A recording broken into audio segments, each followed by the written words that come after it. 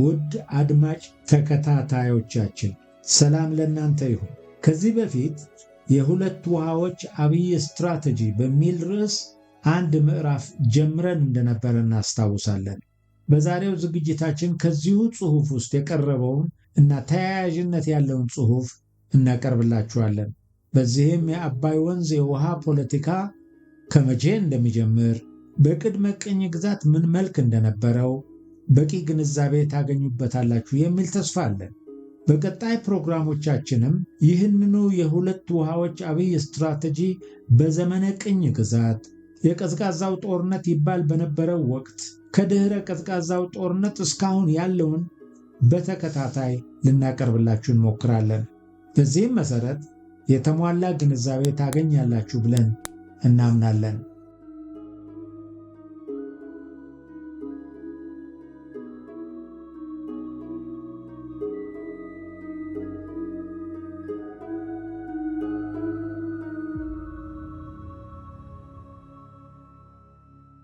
የሕግና የፖሊሲ ጉዳዮች በናይል ውሃ አጠቃቀም ዙሪያ የአባይ ተፋሰስን በሕግና በፖሊሲ ውስጥ ለማስገባት ጥረት መደረግ የጀመረው ከ19ኛው ክፍለ ዘመን መገባደጃ ወዲህ ነበር ማለት ይቻላል። በተለይ የቅኝ ገዢዎች ፍላጎት እያየለ መምጣትና በኋላም ግብፅ በውሃው ላይ ብቸኛ ተጠቃሚ ለመሆን የምታደርገው ጥረት ፖለቲካዊ ትኩረት እንዲያገኝ አድርጓል።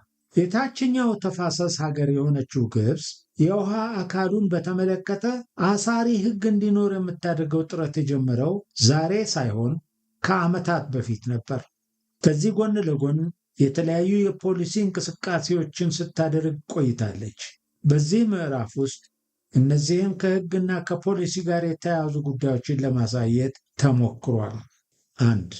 በአባይ ዙሪያ የቀደሙ ስምምነቶች ከዓለም አቀፍ የስምምነት ሕግ መርህ አንጻር እንዴት ይታያሉ? ስለ አባይ ወንዝ ሲነሳ አንደኛው እና ዋነኛው ሆኖ የሚነሳው ችግር ሁሉን አቀፍ የሆነ ሕግ ማዕቀፍን በሚመለከት እልባት ያለማግኘት ጉዳይ ነው። እዚህም እዚያም የተበጣጠሱና በቅኝ ግዛት ዘመን የተፈረሙ ሕጎች ቢኖሩም በተለያየ ምክንያት በአባይ ተፋሰስ ሀገራት መካከል ያለውን አለመግባባት መፍታት የሚችሉ አይደሉም። በተለይም በተደጋጋሚ የሚጠቀሱት እንደ አውሮፓ አቆጣጠር በ1902 በ1929 እና በ1959 የተፈረሙት የተበታተኑ ስምምነቶች አሁን ላይ ላለው የአባይ ተፋሰስ ሀገራት አለመግባባት ዋነኛ ማጠንጠኛ ሲሆኑ ይስተዋላል። የአለመግባባቶቹ አስኳል ደግሞ ግብፅና ሱዳን በቅኝ ግዛት ጊዜ የተፈረሙትን ስምምነቶች በመጥቀስ የአባይን ወንዝ በሚመለከት ታሪካዊና በተፈጥሮ የተገኘ ሂስቶሪክ ኤንድ አኳየርድ መብት አለን በሚል ማንሳታቸው ነው።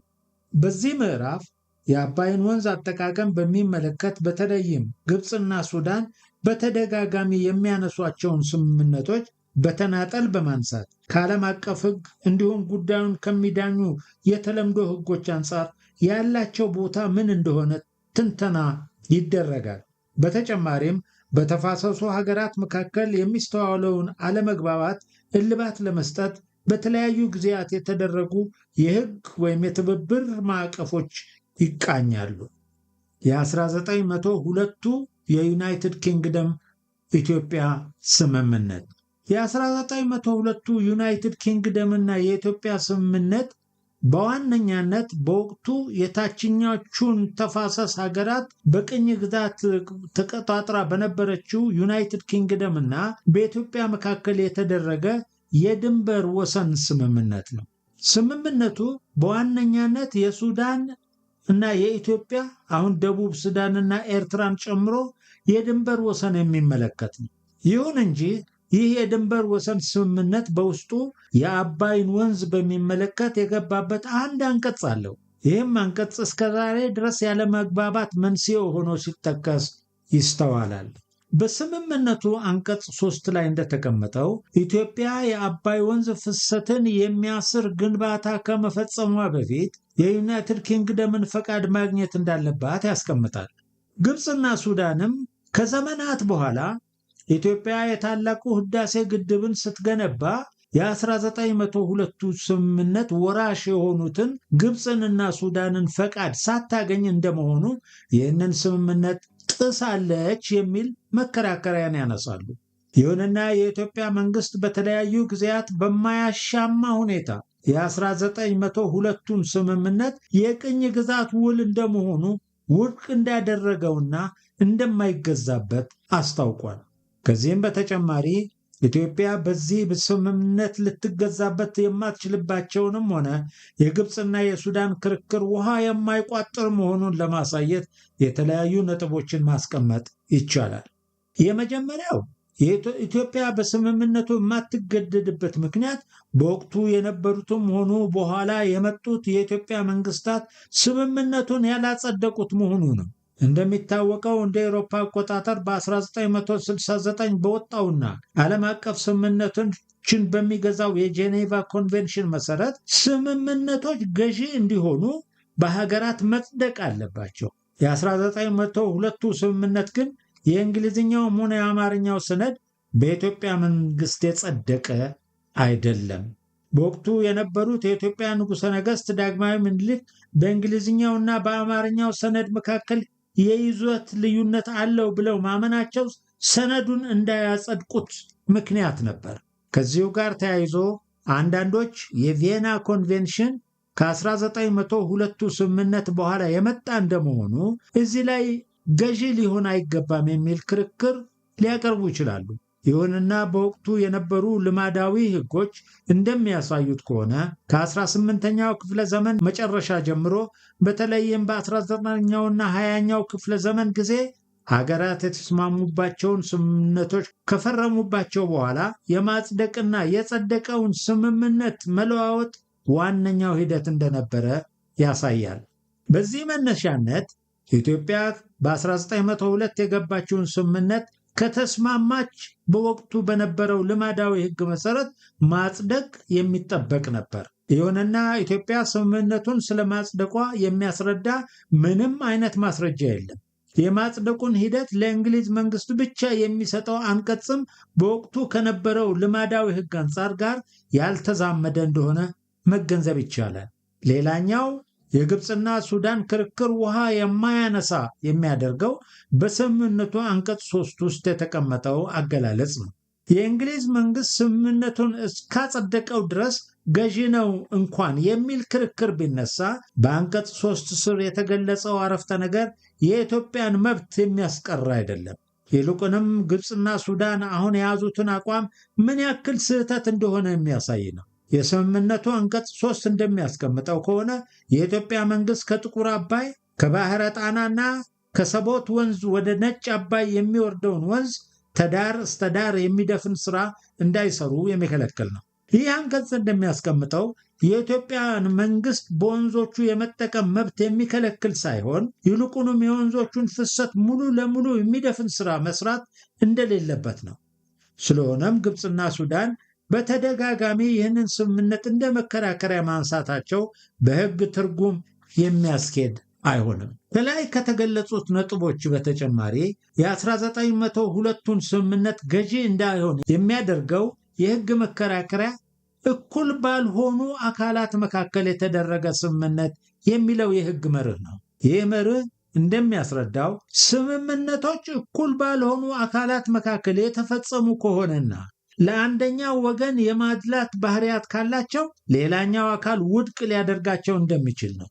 በዚህ መነሻነት የ1902ቱ ስምምነት ዩናይትድ ኪንግደም ሱዳንን ወክላ ስምምነቱን ከዳግማዊ ምኒልክ ጋር ስትፈራረም ስምምነቱ በዋነኛነት ወደ ቅኝ ገዥዋ አካል ያደላ ብቻ ሳይሆን የኢትዮጵያን ጥቅም ወደ ጎን ያደረገ ነበረ። ስለሆነም የኢትዮጵያን መንግስት አሁን ላይ የሚገዛ ሊሆን አይችልም። ሌላኛው ነጥብ የስምምነቱ ባለቤት ማን ነው የሚለው ነው። ግብፅና ሱዳን ስምምነቱን የዩናይትድ ኪንግደም እነሱን ወክላ እንደተፈራረመችና እነሱም በየስምምነቱ ወራሾች እንደሆኑ የሚገልጹበት ሁኔታ አለ።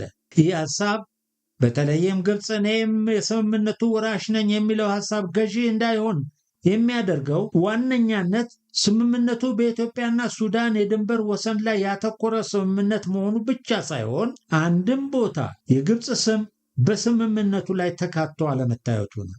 ስምምነቱ የግብፅን መብትም ሆነ ግዴታ በሚመለከት የሚጠቅሰው ምንም ነገር የለም። ስለሆነም ግብፅ ራሷን የስምምነቱ ወራሽ አድርጋ ማቅረቧ ተቀባይነት የለውም ማለት ነው። በሌላ በኩል ሱዳን እንደ አውሮፓ አቆጣጠር በ1956 ነፃ በምትወጣበት ወቅት ከድንበር ውጭ ያሉ የቅኝ ግዛት ውሎችን ያለመቀበል መብትን በመጠቀም በቅኝ ገዢዎች የተፈረሙ ውሎችን ውድቅ እንደማድረጓና የ1902ቱን ስምምነት አንቀጽ 3 በተለየ መልኩ ድንበርን የማይመለከት አንቀጽ እንደመሆኑ ሱዳን ይህንን አንቀጽ ወርሻለሁ ማለት እንደማትችል ግልጽ ነው።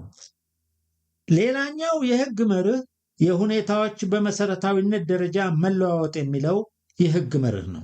ምንም እንኳን ከዓለም አቀፍ ስምምነት ሕግ መርሆች ውስጥ ተዋዋይ ወገኖች ለቃላቸው ታማኝ ይሆናሉ፣ ፓክታ ሳንት ሰርቫንዳ የሚል አንዱና ዋነኛው የሕግ መርህ ቢሆንም ስምምነቶች ምንም ነገር ቢፈጠር ለዘላለም ቋሚ ናቸው ማለት ግን አይደለም። ይልቁንም ተዋዋይ ወገኖች ስምምነት በሚፈጽሙበት ጊዜ የነበሩ ሁኔታዎች በመሰረታዊነት ከተቀየሩና ስምምነቱን ለመፈጸም በአንደኛው ወገን ላይ በጣም ከባድ የሚያደርገው ከሆነ አንደኛው ተዋዋይ ወገን ለብቻው ውሉን የማፍረስ መብት አለው። ይህ መርህ የተለምዶ ሕግ ብቻ ሳይሆን በሀገራት መካከል የሚደረጉ ስምምነቶችን በሚዳኘው የቪየና ኮንቬንሽን አንቀጽ 62 ስር ተደንግጎ የሚገኝ ነው። በዚህም መነሻነት ምንም እንኳን የ1902ቱ ስምምነት በዋነኛነት የድንበር ወሰን ስምምነት ቢሆንም ከስምምነቱ ውስጥ አንቀጽ 3 ለብቻው ስለ ወንዞች አጠቃቀም የሚያወራ ነው። ስለዚህም ከላይ በተጠቀሰው መርህ መሰረት የሚዳኝ ነው ማለት ነው። በመሆኑም ስምምነቱ ከተፈረመ ከ1902 በኋላ መሰረታዊ የሆኑ ኢኮኖሚያዊ፣ ፖለቲካዊ፣ ማህበራዊ እንዲሁም የሕግ ለውጦች እንደተፈጠሩ መገንዘብ አዳጋች አይሆንም። የህዝብ እድገት፣ የአየር ንብረት ለውጥ እንዲሁም መሰረታዊ የመልማት መብት ኢትዮጵያ ይህንን ስምምነት በብቸኝነት ውድቅ እንድታደርገው መብትን የሚያጎናጽፋት ናቸው። ሁኔታዎቹ ኢትዮጵያ ለዜጎቿ የምግብ፣ የውሃ፣ የኤሌክትሪክ ኃይል እና ሌሎችም መሰረታዊ ፍላጎቶችን ለማሟላት ይህንን አሳሪ ሕግ በብቸኝነት ግን በቅንነት ውድቅ እንድታደርግ የሚያስችሉ ናቸው። የታላቁ ህዳሴ ግድብም ከዚህ አጠቃላይ መርህ ጋር ተያይዞ ሊታይ የሚገባው ነው። 1-2 የ1929 እና የ1959 ስምምነቶች አባይን በሚመለከት የሕግ ስምምነቶች ሲነሱ ተያይዘው የሚጠቀሱት እንደ አውሮፓ አቆጣጠር በ1929 እና በ1959 የተፈረሙት ስምምነቶች ናቸው። ግብፅ በተለይ በኢትዮጵያ ላይ አሳሪ ናቸው በሚል ከምታነሳቸው ስምምነቶች ውስጥ የሚጠቀሱት የ1929 እና የ1959 ስምምነቶች ናቸው። ይሁንና እነዚህ ስምምነቶች በኢትዮጵያ ላይ እንደ ገዢ ስምምነቶች መነሳታቸው ምንም አይነት የዓለም አቀፍ ሕግ መሰረት የሌለው ነው። የ1929 ስምምነት በግብፅና በታላቋ ብሪታንያ መካከል የአባይን ወንዝ አጠቃቀም አስመልክቶ የተደረገ ስምምነት ሲሆን ታላቋ ብሪታንያ በወቅቱ በአባይ ቆሬ ስር የነበራትን ቅኝ ግዛቶች ወክላ ያደረገችው ስምምነት ነበር። ይህ ስምምነት የግብፅን እና የሱዳንን ዓመታዊ የውሃ ድርሻ መጠን የሚደነግግ ብቻ ሳይሆን በአባይ ወንዝም ሆነ በገባሮቹ ላይ የሚደረግ ግንባታን በሚመለከት የመወሰን ሙሉ መብት ድምፅን በድምፅ እስከ መሻር ጭምር ለግብፅ የደነገገ ስምምነት ነው። የ1959 ስምምነት በሌላ በኩል በግብፅና ነፃ በወጣችው ሱዳን መካከል የተፈረመ ስምምነት ሲሆን የ1929 ስምምነት ይበልጥ ያጸና ብቻ ሳይሆን የሁለቱን ሀገራት ዓመታዊ የውሃ መጠን በ1929 ከተቀመጠው በላይ ከፍ አድርገው ያስቀመጡበት ስምምነት ነው። የ1959 ስምምነት እንደ 1929 ስምምነት ሁሉ ለሌሎች የአባይ ተፋሰስ ሀገራት ኢትዮጵያን ጨምሮ ማለታችን ነው የሚገባቸውን የውሃ መጠን አይገልጽም። ይህም ብቻ ሳይሆን አጠቃላዩን የውሃ መጠን ለሁለቱ ሀገራት ብቻ አካፍሎ ያስቀመጠ ጭምር ነው። በ1929ም ሆነ በ1959 ስምምነቶች ግን ኢትዮጵያ ተዋዋይ ወገን አልነበረችም። የዓለም አቀፉ ልማዳዊ የሕግ መርህ እንደሚያስቀምጠው ስምምነቶች በተዋዋይ ወገኖች መካከል ብቻ ይጸናሉ። ሌላ ሶስተኛ ወገን ፈቅዶና ወዶ እስካልተቀበላቸው ድረስ አያስገድዱም። የ1929ም ሆነ የ1959 ስምምነቶች ኢትዮጵያን እንደ ተዋዋይ ወገን የማይገልጹ ሲሆኑ ኢትዮጵያም የተቀበለቻቸው ስምምነቶች አይደሉም። ስለሆነም በኢትዮጵያ ላይ ተግባራዊ የሚሆኑበት ምንም አይነት የሕግ መሰረት የላቸውም። የ1929 ስምምነት ታላቋ ብሪታንያ ከግብፅ ጋር በቅኝ ግዛቷ ስር ያሉትን ሀገሮች በመወከል ያደረጉት ስምምነት ሲሆን ኢትዮጵያን የሚገዛበት ምንም መሰረት የለውም። በተመሳሳይ የ1959 ስምምነት ኢትዮጵያን ያገለለ እንደመሆኑ ከመሰረቱ ኢትዮጵያ ውድቅ ያደረገችው ስምምነት ነው። 1.3 የኢትዮጵያ ግብፅ የጠቅላላ ትብብር ማዕቀፍ 1993 የአባይን ወንዝ አስመልክቶ ከሚጠቀሱ የሕግ ሰነዶች መካከል እንደ አውሮፓ አቆጣጠር በ1993 በቀድሞው የኢትዮጵያ የወቅቱ የሽግግር መንግስት ፕሬዝዳንት አቶ መለሰ ዜናዊ እና የግብፅ ፕሬዝዳንት በነበሩት ሆስኒ ሙባረክ መካከል የተፈረመው የመግባቢያ ሰነድ ነው። ይህ ሰነድ በግብፅና ኢትዮጵያ መካከል የጋራ የትብብር ማዕቀፍ በሚል የተፈረመ ነው። ሰነዱ በአጠቃላይ 8 አንቀጾች አሉት። ከ8ቱ አንቀጾች መካከል 5ቱ አባይን በሚመለከት የትብብር ማዕቀፍን የሚያትቱ ናቸው። ስምምነቱ በደምሳሳው የሚያስቀምጠው በሁለቱ ሀገራት መካከል ወደፊት የናይልን ወንዝ አጠቃቀም አስመልክቶ የሚደረጉ ስምምነቶች የዓለም አቀፉን ሕግና መርህ ባከበረ መልኩ መሆን እንዳለበት ሲሆን በአሁኑ ወቅት ይህ መግባቢያ ሰነድ እምብዛም ሲጠቀስ አይስተዋልም። ለዚህም በኋላ በተደረጉ ስምምነቶች መቀየሩ እንደ አንድ ምክንያት ሊሆን ይችላል። በሌላ በኩል ግብጾች የ1902፣ የ1929 እና የ1959 ስምምነቶች በተሻለ መልኩ መብቶቻቸውን የሚያስጠብቁ ናቸው ብለው ማመናቸው ይህ የትብብር ማዕቀፍ እምብዛም እንዳይነሳ እንዳደረገው ይታመናል። 1.4 የአባይ ተፋሰስ ኢኒሺየቲቭ ናይል ቤዝን ኢኒሺየቲቭ 1999 የአባይ ተፋሰስ ኢኒሺየቲቭ በአባይ ተፋሰስ ሀገራት መካከል እንደ አውሮፓ አቆጣጠር በየካቲት 1999 በይፋ ስራውን እንዲጀምር ተደርጎ የተመሰረተ የጋራ ማዕቀፍ ነው። በተፋሰሱ ውስጥ የሚገኙ 9 ሀገራት ማለትም ኢትዮጵያ፣ ግብፅ፣ ሱዳን፣ ዩጋንዳ፣ ኬንያ፣ ታንዛኒያ፣ ብሩንዲ፣ ሩዋንዳ እና ዴሞክራቲክ ሪፐብሊክ ኮንጎ በትብብር ለመስራት የመሰረቱት። በኋላም ደቡብ ሱዳን ሀገር ስትሆን ኢኒሺየቲቭን ተቀላቅላለች። በኢኒሺየቲቭ ውስጥ የኤርትራ ተሳትፎ በታዛቢነት ሲሆን በጉዳዩ ላይ ያላት የተገደበ ፍላጎት እንደ አንድ ምክንያት ይጠቀሳል። የአባይ ተፋሰስ ኢኒሺየቲቭ በዋነኛነት 2 ዓላማዎችን እንዲከውን የተመሰረተ ነው።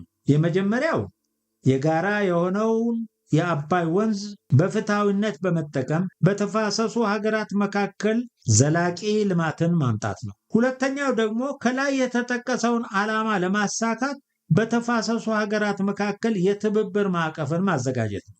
ይህም በ2010 ዓመተ ምህረት ወደ ተግባር ለመለወጥ ተሞክሯል።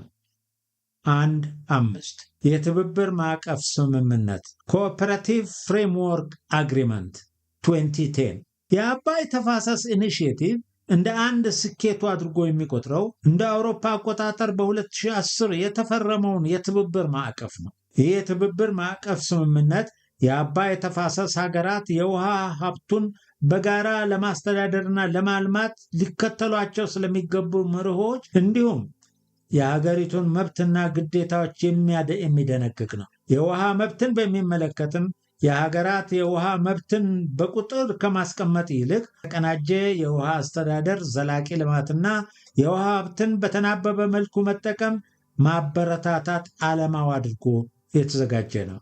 ይሁንና የትብብር ማዕቀፉ በተለይም በግብፅና በሱዳን ይሁንታ ሊያገኝ አልቻለም። ግብፅና ሱዳን በተለይ የትብብር ማዕቀፉን አንቀጽ 14 በመቃወም የትብብር ማዕቀፉ ታሪካዊና በተፈጥሮ የተገኘ የውሃ መብታችንን ሙሉ በሙሉ በሚያስጠብቅ መልኩ መቀረጽ አለበት ማለታቸው ልዩነት ፈጥሯል።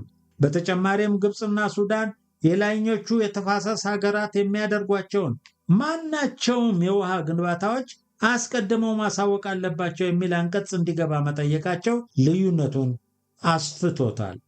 የላይኞቹ የተፋሰስ ሀገራት የግብፅና የሱዳን ጥያቄ የቅኝ ግዛት ስምምነቶችን ማስቀጠል ነው በሚል ሲተቹት የትብብር ማዕቀፉን ለመፈረም ክፍፍልን የፈጠረ ጉዳይ ሆኖባቸዋል። በዚህ ሁኔታ የተዘጋጀውን የትብብር ማዕቀፍ እንደ አውሮፓ አቆጣጠር በግንቦት 14 2010 አራቱ የአባይ ተፋሰስ ሀገራት ማለትም ኢትዮጵያ፣ ታንዛኒያ፣ ዩጋንዳ እና ሩዋንዳ ሲፈርሙት ከ5 ቀናት በኋላ ኬንያ እንዲሁም ከየካቲት 2011 ቡሩንዲ ስምምነቱን ፈርማለች። ስምምነቱ አስገዳጅ እንዲሆን በ6 ሀገራት መጽደቅና በአፍሪካ ህብረት ውስጥ መቀመጥ የሚገባው ሲሆን እስካሁን 3 ሀገራት ማለትም ኢትዮጵያ፣ ታንዛኒያ እና ኡጋንዳ ስምምነቱን ያጸደቁ ሀገራት ናቸው። ግብፅና ሱዳን አሁንም የትብብር ማዕቀፉን በጥብቅ የሚቃወሙ ብቻ ሳይሆን በሁሉም አማራጭ ሌሎች የተፋሰሱን ሀገራት ከጎናቸው ለማድረግ ተከታታይ እንቅስቃሴ ያደርጋሉ። ከዚህ አንጻር ሀገራችን የትብብር ማዕቀፉ በተፋሰሱ ሀገራት እንዲጸድቅና ወደ ስራ እንዲገባ ለማድረግና ያሉትን አማራጮች ሁሉ መፈለግ የግድ የሚላት ነው። ምናልባትም ከሁለትዮሽና ከሶስትዮሽ ስምምነት በበለጠ ይህን የትብብር ማዕቀፍ ማንቀሳቀስና ወደ ስራ የሚገባበትን አማራጭ መፈተሽ ዘላቂ የሆነ ጥቅምን ለሀገራችን የሚያመጣ እንደሆነ ማመን ያስፈልጋል። 1.6 የታላቁ ህዳሴ ግድብን አስመልክቶ የተደረገ የመርህ ስምምነት 2015 ምንም እንኳን ከላይ የተጠቀሰው የትብብር ማዕቀፍ ስምምነት በእንጥልጥል ቢሆንም የላይኞቹ የአባይ ተፋሰስ ሀገራት የራሳቸውን ግንባታ በወንዞቻቸው ላይ ማድረጋቸውን ቀጥለዋል። ከነዚህም ውስጥ በግንባር ቀደምትነት የሚነሳው የታላቁ የኢትዮጵያ ህዳሴ ግድብ ነው። የታላቁ የኢትዮጵያ የህዳሴ ግድብ በመጋቢት 24 ቀን 2003 መሰረቱ ከተጣለ ጀምሮ በአባይ ወንዝ ዙሪያ ያሉ ትርክቶችን በመሰረታዊነት የቀየረ ብቻ ሳይሆን የግብፅና የሱዳን የቀደመ ዲስኩር ላይ ውሃን የቸለሰ ጭምር ነው። ይህንን በሚያስረዳ መልኩ እንደ አውሮፓ አቆጣጠር በ2015 ኢትዮጵያ፣ ግብፅና ሱዳን የታላቁ ህዳሴ ግድብን በሚመለከት የመርህ ስምምነት ተፈራርመዋል። ግብፅና ሱዳንም ለመጀመሪያ ጊዜ በሚባል ደረጃ የታላቁ ህዳሴ ግድብን በመርህ በመቀበል የአባይ ወንዝ ለሶስቱም ሀገራት ለኢትዮጵያ፣ ለግብፅ፣ ለሱዳን የመኖር መሰረትና ለመልማት ዋነኛው ሀብት እንደሆነ እውቅና ሰጥተዋል። ከዚህም በተጨማሪ በዚህ የመርህ ስምምነት ሶስቱ ሀገራት በቅንነት በጋራ ተጠቃሚነት ሁሉንም አሸናፊ በሚያደርግ መልኩ ዓለም አቀፍ ህግን ባከበረ መልኩ ለመስራት ከስምምነት የደረሱበት ሰነድ ነው።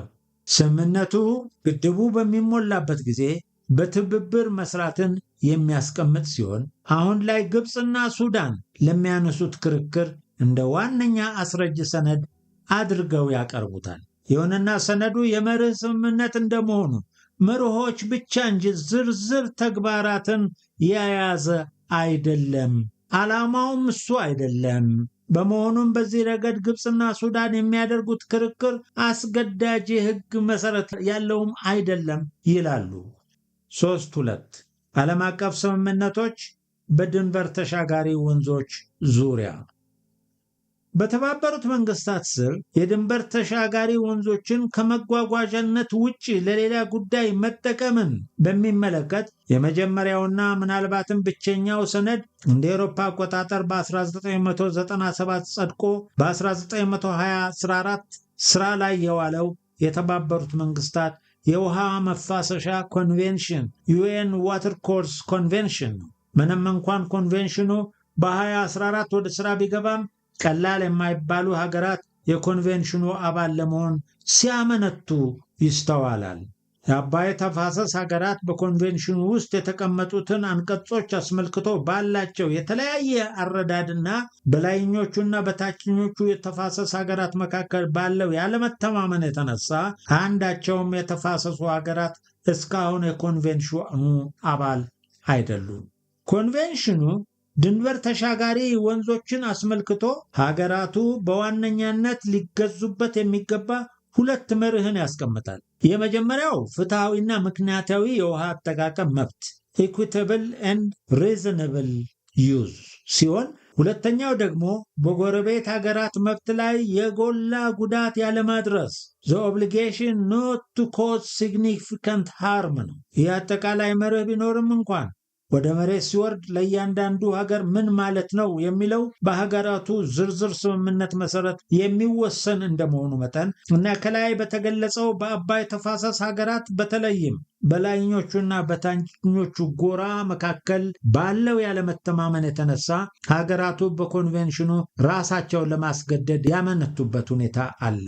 ከዚህ አንጻር ኮንቬንሽኑ የቀደሙ ስምምነቶችን በሚመለከት እንዴት ከኮንቬንሽኑ ጋር መጣጣም እንደሚገባቸው በግልጽ ያለማስቀመጡ እንዲሁም በተለይም በታችኛው ተፋሰስ ሀገራት የሚያዘነብሉ የሚመስሉ ወይም ግልጽነት የጎደላቸው አንቀጾችን ለምሳሌ የውሃ ሀብቱን ከመጠቀም በፊት ለተፋሰሱ ሀገራት ማስታወቅን በሚመለከት የተቀመጠው የኮንቬንሽኑ ዝርዝር መያዙ ኢትዮጵያ ኮንቬንሽኑን ላለመቀበሏ እንደ ምክንያት ከሚነሱ ነጥቦች መካከል ናቸው። ይህ የግልጽነት ችግር ባለበት ሁኔታ ሀገራችን የኮንቬንሽኑ አባል ላለመሆን ያሳለፈችውን ውሳኔ በበጎነቱ ሊጠቀስ የሚገባው ነው። ይህ በእንዲህ እንዳለ የዓለም አቀፉ የፍትህ ፍርድ ቤት በሀገራት መካከል በተለያየ ወቅት የተነሱ የድንበር ተሻጋሪ ወንዞች አጠቃቀም ክርክሮችን በመመልከት ፍርድ ሰጥቷል።